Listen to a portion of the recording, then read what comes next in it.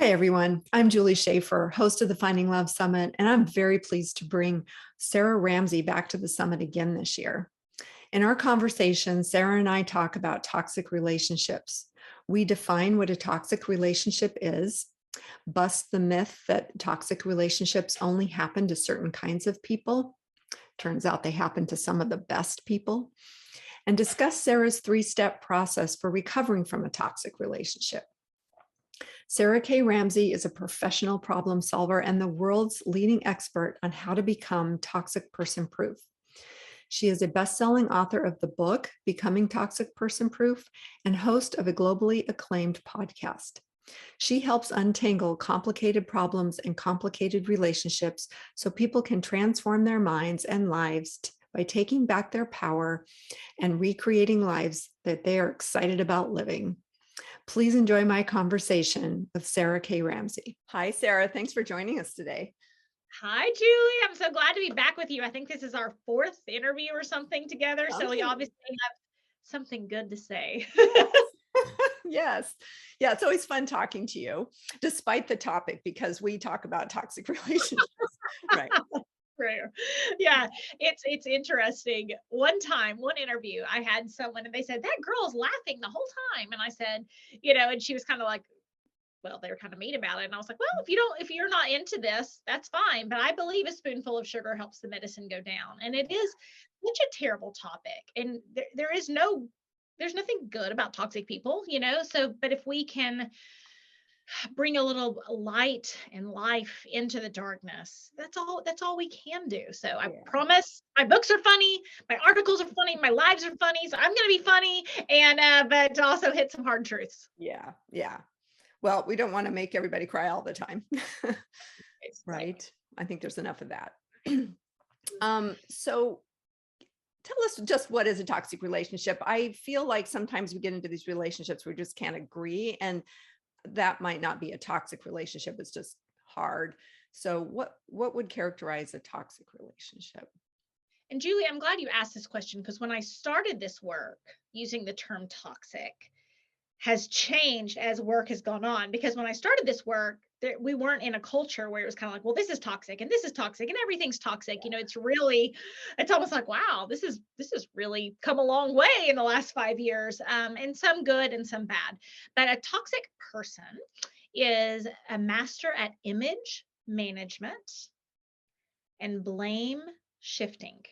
Okay. So they define the world in a way that they always win. Their wants, their needs, their desires, their hopes, their dreams, their money, their sex drive, their whatever is always at the top of the pyramid. And so you're always down below that. You're always down below that. And you're working, thinking, well, eventually it's going to be my turn. Yeah. And it's never your turn. And then you think, well, I need to work a little harder. Then they won't be so mad or so victim-y or so sad or angry or mean or whatever. If I work hard enough, eventually they'll turn around and see the light. And I did an interview with a girl who grew up in Romania right before our call, Julie. And she had a friend who, when they were little, they would play at each other's house. And then the moms would call and they'd have to leave. And she said, when we played at my house, she left and I cleaned up. When we played at her house, my mom called, I had to clean up her room, and then I got to leave. And those are examples that I really want to point out, because if we can bring it back to childhood, right? And things we can help protect our kids. It's very simple to see that. But I also want to say, if that's happening in adult life where you do all the work and they reap all the reward, their wants, their needs, their desires are always more important than yours. I mean, it goes back to some of those concepts. That's why I love using examples from childhood, because it's really much easier to see when it's not our lives. Yeah. Yeah. Yeah. And yes, it's easier to see. And I think that we sort of fall into this myth that, well, I'm a good person, so it's not happening to me.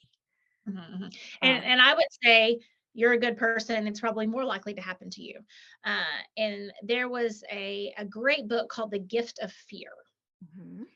And in The Gift of Fear, he talked about there being a sign in front of the jail. And in the sign, on the sign, it says, "Do not bring guns into the jail. Do not bring weapons into the jail. Do not bring knives or drugs or anything else into jail." And he said there are two people in the world. One, the people who don't care what the sign says, they're going to bring drugs and knives and guns into the jail anyway. And two, people who don't need the sign because they would never bring guns or knives into the jail. Right. And I loved that example too, because it's like, we don't even need those signs. There are people who know not to do that and people who don't care what the rules are. Yeah. Yes. Yes. And Right? so when I get women asking me, does he know he's hurting me? Mhm. It seems like he falls into the he doesn't care category. Yes. Yeah. Yeah. Back to the top of the pyramid. Yes. His wants, his needs, his desires, his moods, his whatever are always more important than yours. Mhm. This is how they operate in life. And remember, I said if you're a good person, you might even be more likely to fall into it because if you're a good, kind, I'm gonna have to slow down. I'm getting so excited, Julie. Good, kind, loving, giving, and forgiving. It is Mhm. baffling that anybody would ever bring drugs into jail. Right. You're not Right. supposed to bring drugs into jail or hurt you on purpose. You're not Mhm. supposed to hurt people on purpose or make sure that you're always doing the work of the relationship and they're avoiding the work of the relationship or making sure it's always their turn or making sure that their wants, needs, desires always trump yours. Like it's no good. And if you're a good, loving, forgiving person, you're like, I can't even imagine someone You thinking can't, that way. yeah, and I think that's part of the problem. You can't even imagine, right? It's Yes. just so far outside the way you think the world works that you come up with excuses and and I think then we end up in a position where we're blaming ourselves for what's happening because we're not good enough. So it taps into our deepest fears about us, Mhm. doesn't it? Like, There's my next door neighbor yes. keeps getting bitten by a boy that goes to his school. Okay. Okay. So they go to school together and they live in the neighborhood together. Okay. So he's bitten him. I know kids bite sometimes, but this has been a real pattern of behavior. Okay. Yes. So a pattern of biting, not a Okay. bad day, a pattern of biting that's Mhm. been addressed by the school, been addressed. Okay. So the other day, this little 2-year old says, "Mom, can I go play with the boy who's biting me?" And his mother says, "Why in the world would you want to go play in the neighborhood with the boy who's biting you all week at school?" And he said, "Because maybe if I'm nice to him, he'll stop being mean to me." Yes. We are not calling that 2-year-old dumb. We are not calling that 2-year-old codependent. We are not calling that 2-year-old broken or from the wrong side of town or whatever all the rumors are around toxic relationships, right? And that's another example that it has happened in my house, Yeah. 2 or 3 weeks ago. And I think again, when we can take it back to childhood, some of these like very simple things, like was that if you're going to call yourself dumb and stupid, are you willing to also call that 2-year-old dumb and stupid? Yeah. Yeah. And you would Yeah. never do that. Yeah. You would never I do that. wouldn't do that to you, Yeah. Julie. You Right. wouldn't do these people, right? It's Yeah. like, Right. yeah, they think really differently than we do. We missed it because it's just so nuts that they would think that way. It's Yeah. so out of the realm, which is how you know you're not the toxic person. Right. Yes. Because that's always the question. Am I the person? And I think Uh, that the person who's on the receiving end of that becomes very like inflamed at times mhm, because they are being hurt. And then they think, oh, I was just toxic. That's horrible. I mhm, shouldn't be that way. mhm, mhm. Um, I'll tell you a secret about me. I don't think I've ever said this on air, but I'll say it today. There was a situation I was in where I was in a relationship where someone was often throwing things at me. Like when I made a point or when I said something they didn't like, and they would throw things at me to scare me, like a book or something or knock something off. They would throw something at me.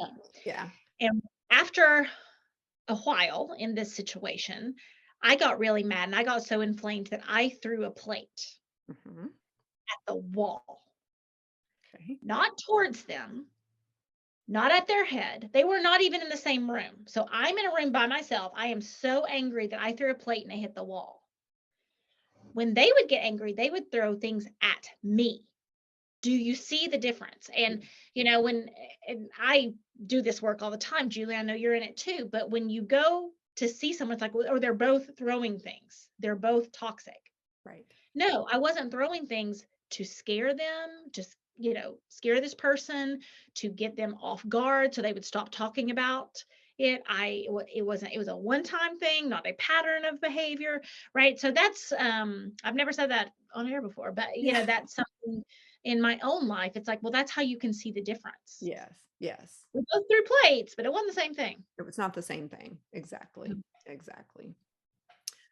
So when I work with people who are struggling with this relationship dynamic, they start out with assertive communication and boundary setting.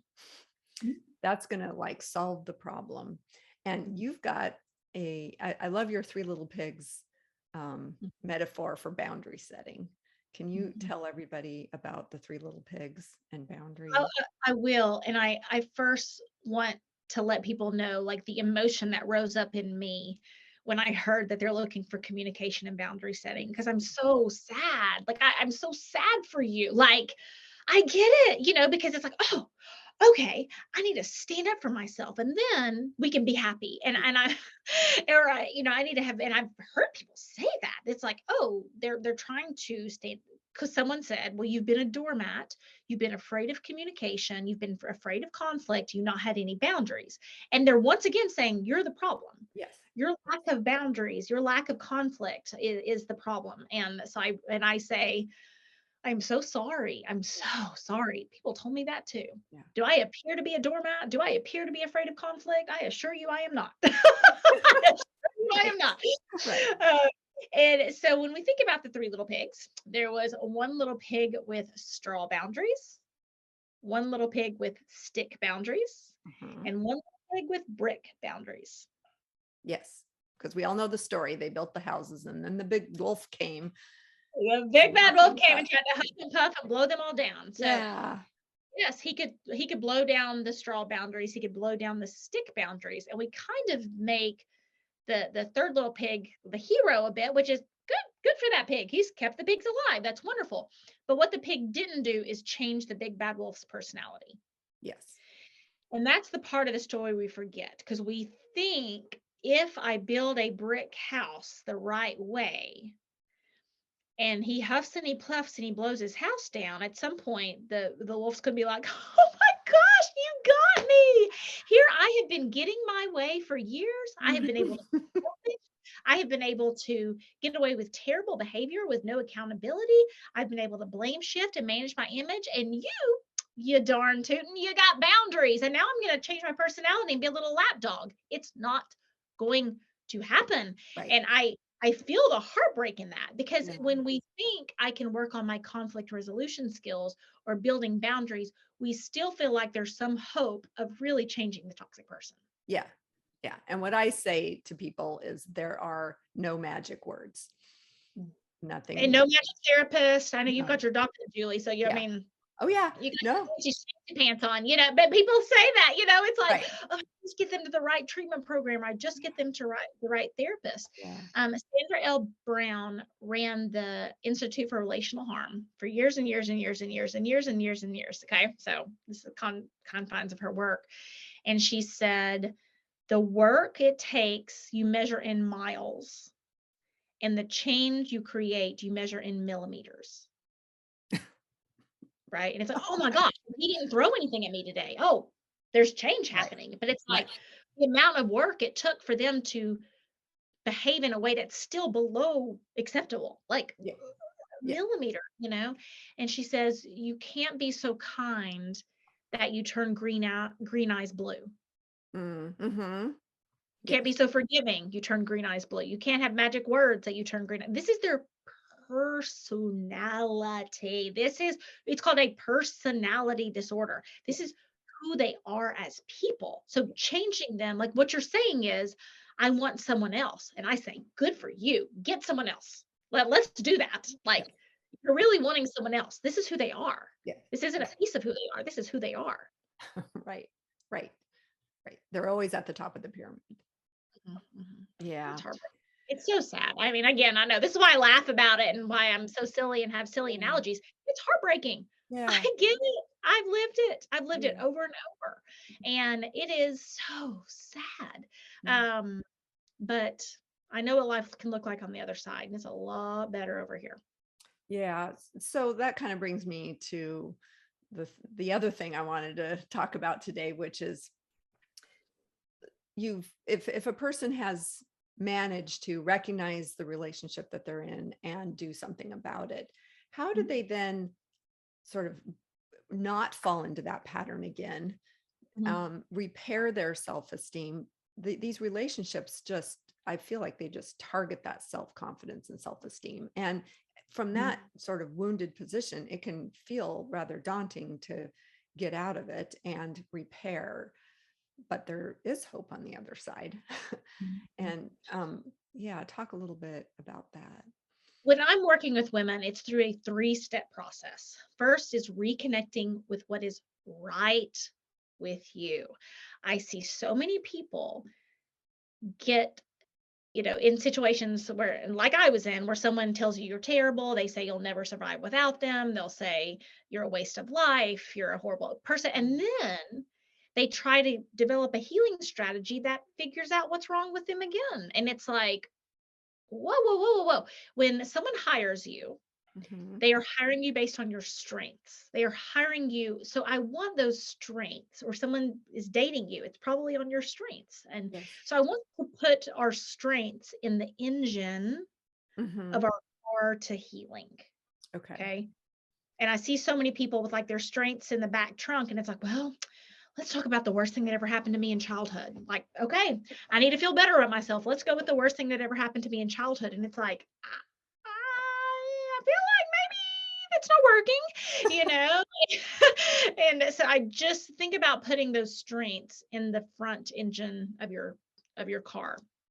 One thing every single listener could do today is take a personality test. Okay, 16 personalities is a free Yeah. Myers-Briggs test, and you can highlight some of those strengths. Okay, like my personality says I'm a good communicator. So I was like, and it's like, okay, I'm very lively and I'm a good communicator and a good connector. These things you can probably feel Yeah. like are true. But Yeah. there's things about your personality that are true and that are amazing. And, you know, take a free test, highlight, put some stickers up in your room about some strengths. Is that going to be enough to keep you out of another toxic relationship? Absolutely not.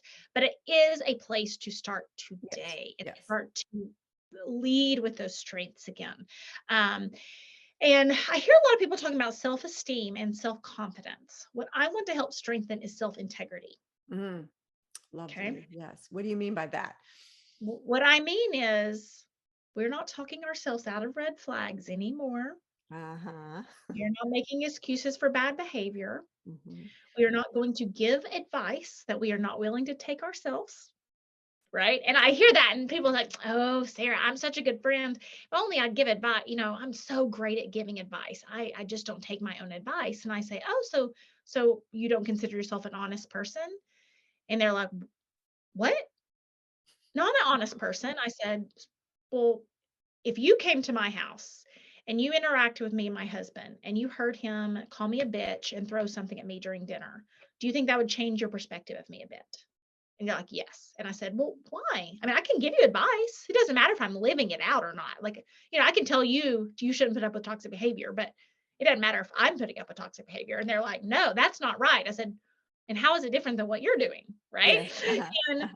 telling your kids to stand up for themselves, telling your kids to rest, telling your girlfriend to get out of that relationship that, come on, people, self-integrity. Self-integrity. Let's do it. I promise if you come to my house, my husband is not treating me that way and I'm not treating him that Yeah. way. Yeah. And that's just what I really want to help, that self-integrity piece, because I think real self-esteem and real self-confidence is coming from, I said I was going to do something and I followed through on it. I Yes. said I was going to exercise today. I'm working on my second book right now. Writing a book is absolutely terrible for your health. Oh my God. Terrible, terrible for your Right. health, right? Right. You're sitting, you're editing, you're not exercising. It takes up a lot of time that's not in your regular work day. So you think, well, am I going to work on the book today or exercise today? Right? It's terrible for your health. And this morning, I was like, okay, I'm going to go to the gym, not just work out from home because it's not as good of a workout. I'm going to the gym today. I went to the gym yesterday. I put myself on the schedule for tomorrow. It's like I followed through on something for myself, right? Mm-hmm. That is where self-confidence is built. Yes. An affirmation of, well, Sarah, you look pretty today. Sarah, you're awesome. Sarah, you're this, is not going to hold the same integrity of Sarah. You said you were going to do something and you did it. You held yourself to the same standard of advice that you're giving to other people. You were willing to look at your stuff and you are leading a life that you want your kids to live. Mm-hmm. I'm like, I tell my kids all the time, if you're in a relationship half as happy as mine and my husband's, you are doing well. If you are half as happy about your job as I am, you're doing well. If you are half as happy with that piece of integrity, you're doing well. And it's hard. It's hard. But when we put that burden on our kids and hide, Yes. right? Yeah. That's not coming from a place of integrity. And I Yeah. think that self-integrity is a whole lot more important. I think that's where self-esteem and self-confidence really comes from. Right. You know, Right. I wish it was as easy as fall asleep listening to this. Let go. You're beautiful. You're amazing. I wish it were that easy. Oh, honey, I wish it were that easy. I wish it were that easy. But the statistics around toxic relationships are very clear in telling us that it's not that easy. Yeah. Yeah. I really like that. I like that it's this definition you sort of defining for yourself and reflecting on how you're treating yourself, how you're showing up for yourself in your life. It I think really sends that message back to yourself that you're worth it, which is why it Mhm. would help with the self-esteem piece of that. And I'm always talking about leading by example. I truly, truly all the time and help my clients all the time. It's like, okay, if someone had a video camera of your life and I am not perfect. I don't feel like I have to be perfect all the time. I'm actually very kind to myself. But I don't want someone who sees me on the internet to meet me in real life and go, "Whoa, Yeah. that is really not what I thought that experience was Mhm. going to be like. I thought she was this way and she's really this way." That's what I'm talking about in self-integrity. And, maybe for you, it's people at work see you this way, but at home it's this way, or your kids see you this way, but it's really this way, or you're one way at work and one way in relationships or something. And I just think, man, if I had a video camera following me around, would I be proud of Oh, who I yeah. am? Yeah. Yeah. Yeah.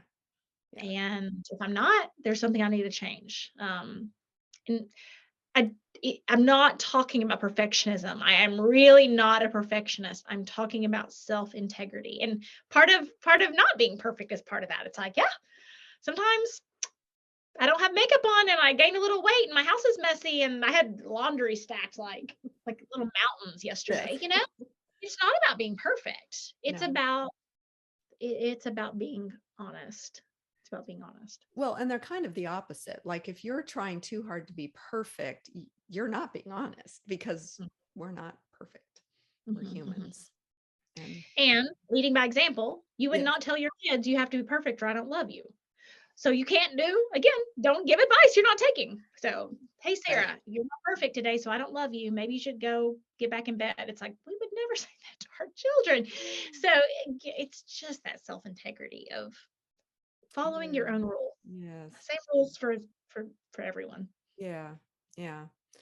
Um, why is it that the best people end up in these Mhm, relationships? I mean, we mhm. we talked about that they end up in them and that but I feel like they're especially vulnerable. Mhm, mhm. Is it just because they're seeing the world in this different way or different way in this way it doesn't exist? Or is there something else going on there?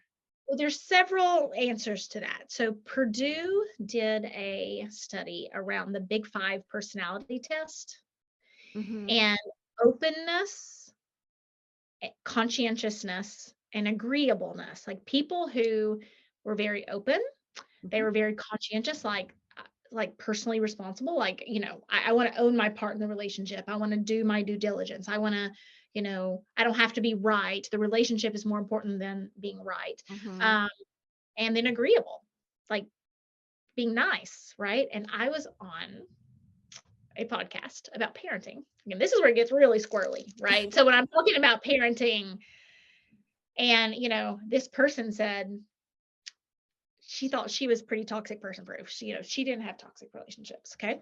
And she said, but I believe all children can change. I believe everybody, as long as we love them, they have a good environment and they get the right treatment, they can change. And then she said, well, how do people end up in toxic relationships? And I said, they think exactly like that, right? Mm-hmm. You know, Mm-hmm. they can change. They can, so we either have to have rules for ourselves, like there has to be a cutoff. After the age of 25, our brains are formed at 25. I no longer think people can change.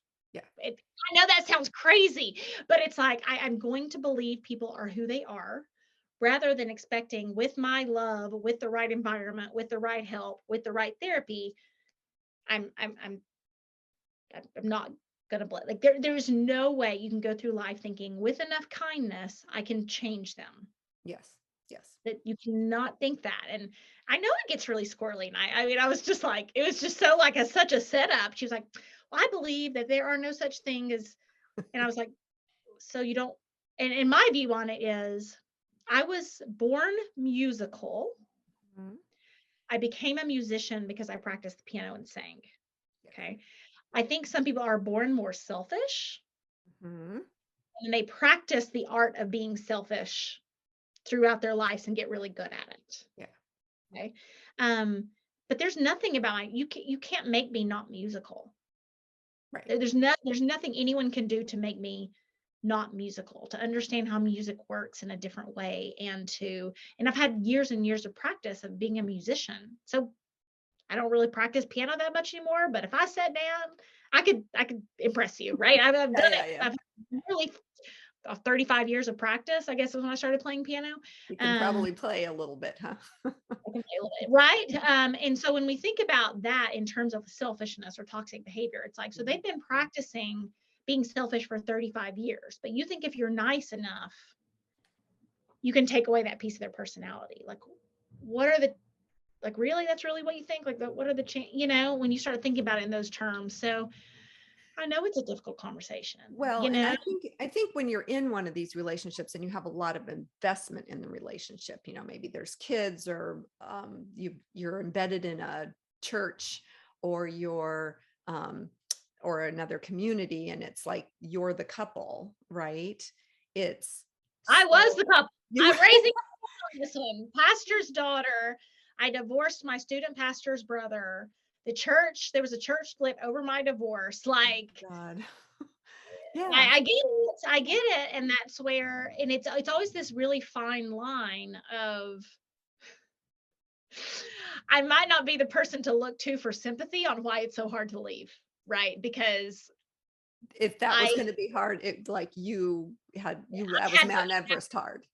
yeah, I have the most complicated story I know. Like, I literally have the most complicated story. What happened in my divorce was my worst nightmare. Mhm. Literally all the worst things that could have happened, except for my dad getting fired. I got fired. People didn't talk to me anymore. My reputation was completely destroyed. Not anymore. Yeah. Not anymore. I want to Yeah. go unclear on that, but it's hard. I hear you. I hear you. I hear you. And I want to say, giving, people can always use, if you were in stocks, I'm not a stock trader, but if I invest 10 years in a bad stock and you say you have been losing money for 10 years, well, which means I need to do 10 more.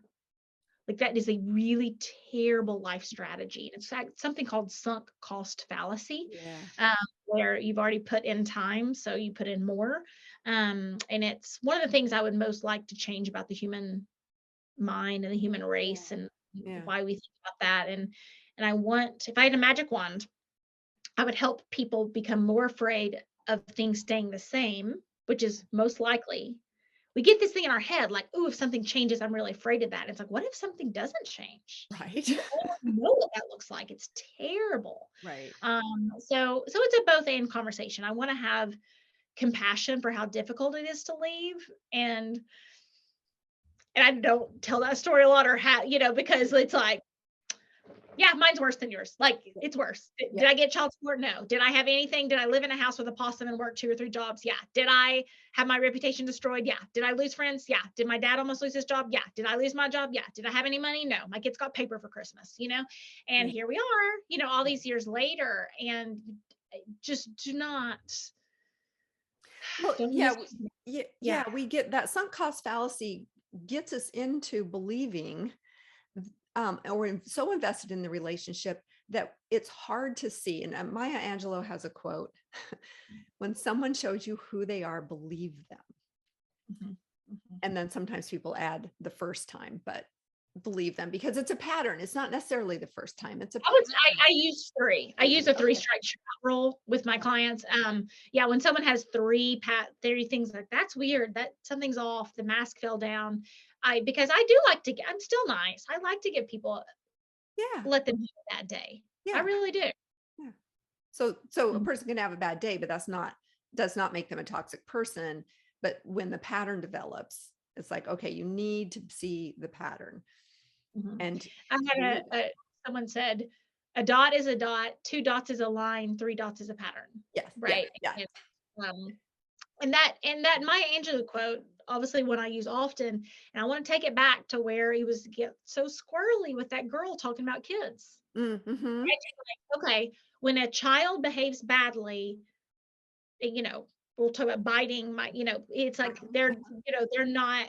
I'm choosing to believe they're not a bad person or a toxic person. Right. I get that. I get why. I get that they're not developed. But at what point do you turn the switch and Yeah. say, when an adult behaves badly as a pattern of behavior, I do believe they're a toxic person. Like that's where you have to get to. I'm not here to say you have to say all kids are terrible. I love children. I love I've spent many years doing work in schools and for schools and all this kind of stuff. I'm not saying we should believe every child who misbehaves is toxic, Right. but at some point you've got to say, when people say who they are, I'm going to believe their behavior. If your rules of life is, when people act badly, I'm going to overperform and try to be more kind and more loving and giving so they change their behavior, you will spend your whole life destroyed by toxic people. Yeah. You'll attract them like magnets, won't you? They Those, are happy to let you do that. yeah, your They are. friends, people at work. Yes. Mhm, Because mhm. Yeah. these toxic relationships aren't limited to your long-term partners. They show up at work. They show up um, random strangers on the sidewalk. Of course, you Mhm, don't know that that's their pattern, but you do know if they're being belligerent or abusing somebody mhm. for you. And that's why in my book I refer to it as a toxic person encounter rather than a toxic relationship, because we can get really stuck into toxic, relationships being romantic. And I have been in a very happy relationship for over 6 years. Do I still need to have my toxic person radar? Absolutely. To protect my children from child abuse, Hmm. to encourage my children when they start dating. Hmm. Toxic friends. There was a 9-year-old who slapped another 9-year-old in the face on one of my daughter's teams. Oh, yeah. So I'm happily married. I don't have to think about it anymore. Like that is like, whoa, I wish again, I'm not making fun. I wish so bad I had that magic wand. I could do that for you. I don't. What I can do is help protect you from them. I can't make them not exist. I can help you protect, and you cannot. I just hear so many people, I don't want to think about it. Yeah. So and it's like, well, I don't want to think about a lot of things, war or money or, cheating or, health issues or death or, I mean, there's a lot of things, but it's again, the self integrity. We got Yeah. to be. We got to grow up. Yeah. And I didn't want to. I didn't want to. You can read about it in my book. I didn't want to grow up. I didn't want to deal with these things, but I know what life looked like when I was in denial, and I know what life looks like, you know, with the self-awareness and my eyes open, and it's a lot better over here. It's a lot better. Yeah. Mhm. Well, thank you so much for joining us today. How can people find you? Yeah, they can check out my book, Becoming Toxic Person Proof. Check out my podcast, Toxic Person Proof, and I think I gave you a free gift as Yeah. well, Yeah. right? You So did. the systematic strategy for finding peace, love, and confidence after a toxic relationship. And I know Julie does coaching. I do coaching. I have never heard of one person say, I did it by myself. I just read books. I didn't need anybody. I didn't have any, goldfish cannot see the water they're swimming in. Right. And I just want to say, everyone, maybe it's Julie, maybe it's me, maybe it's somebody else on the summit, maybe it's somebody, not, no one who gets to the other side is doing it on their own. Yeah. And it's a trauma response to say, I can do it by myself. And I heard one woman recently, her kids, this is the worst when I hear people's kids standing up for them. And I want to say as strongly as I can, if someone's coming after my kids, they're going to have to go through me. And I'm the scary one. Yeah. My kids are not sending out my kids before me. And this woman wasn't, but it's a situation where her kids saw her as weak and they were trying to defend her. Mm-hmm. And put on my gravestone, tell them at my funeral, that's not going to be my kids. Like my kids, I'm the superhero. My kids are in the back and I'm taking the hits. Yeah.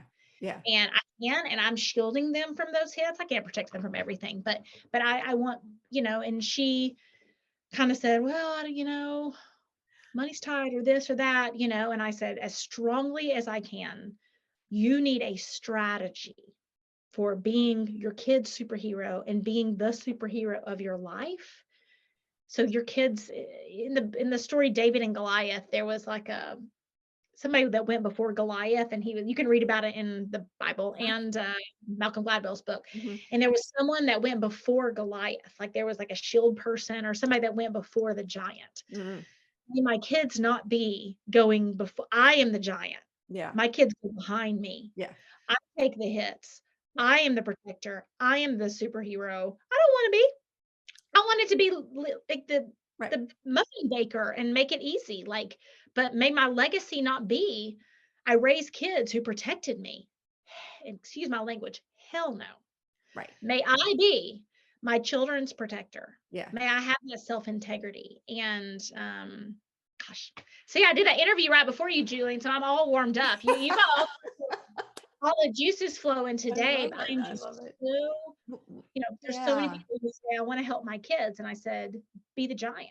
Well, Be the right. giant. And I think we end up in that situation. We've got kids, we're in this abusive relationship, and we are staying for the kids, Mm-hmm. at least to a point. And that's a problem when the kids end up, if they are witnessing you being abused, it's really traumatic for them. So you're not staying for the kids, you're staying because you're scared and you need help. And that I can't say that strong enough. You need help. Reach out to somebody. Mm-hmm. Yeah. And again, I'm so compassionate about it. Yeah. I was worried about getting a divorce, and all the worst things I thought would happen did. Yeah. You don't hear that story. Usually it's like, oh, you kind of imagine the worst. No, the worst did. The worst did for a while. And now the best, my kids see me well loved. My kids see me as a superhero. My kids see me as the strong one. My kids have never seen anyone scream at me. My kids see me as a person of integrity. My kids see me, my son, I'm running a very large business, and my son's like, I don't even know if you do work. You're always showing up for our stuff.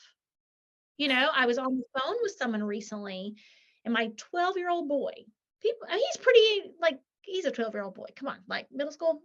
And he was listening to someone I was on the phone with, and he said, she sounds jumpy. Oh. And I was like, yeah, he doesn't see me as jumpy. Yeah.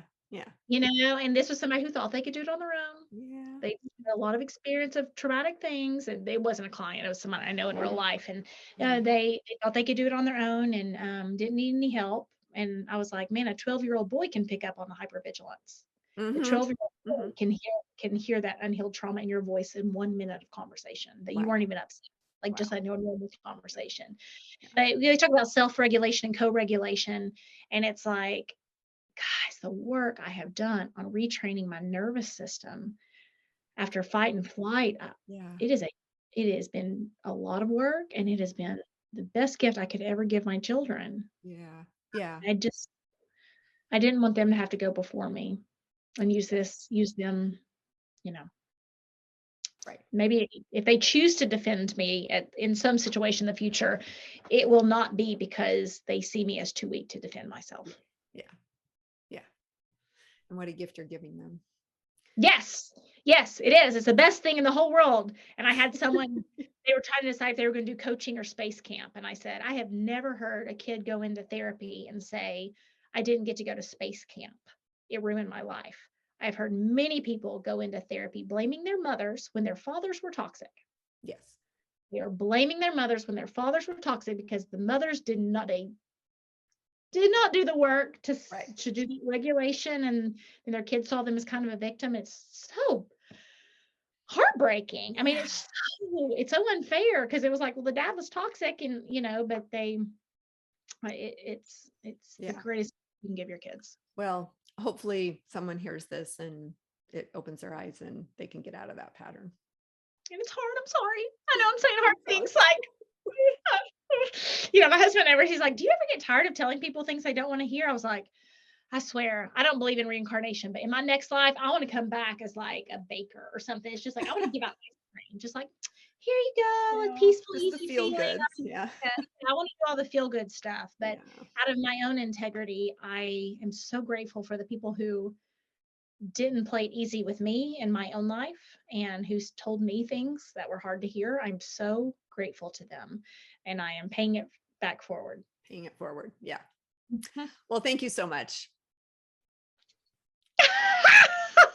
Lots of hard stuff. Thank you, Julie.